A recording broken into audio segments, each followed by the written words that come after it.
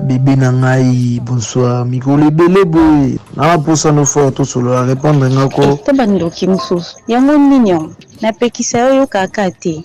Ngano isida je to kabwana na koma mobile na papa. Tika ko déranger nga to kabwana pardon. Mamni no ibsangana. Ngana boyo to ibsanga to boyan. Wa mwasi na ngai. Batumso wa bino bosila soni. Okano fasa soni te na âge wana uzana pa ba parents no longwa ti. Sonye. Na longwa déjà pas na biso. Moni faut que tout naka ba pesa ko ba information bien. Na longwa tongo. Faut que tout naka na longwa déjà pas biso na ko me pas oncle. Gardien Kimboda gardien.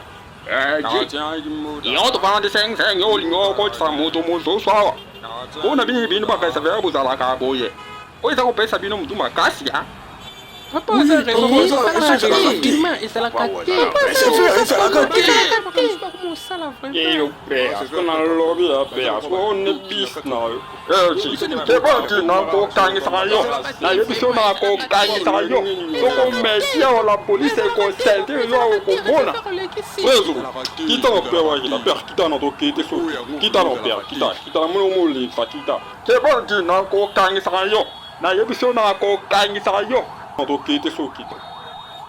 Eh papa kita peka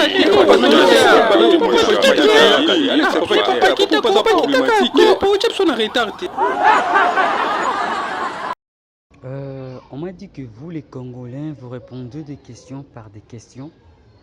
Est-ce que c'est vrai? Qui t'a dit ça? Kabongo, Zamba Mat. Silence. Avant de commencer notre première séance d'examen, j'aimerais voir un pardon.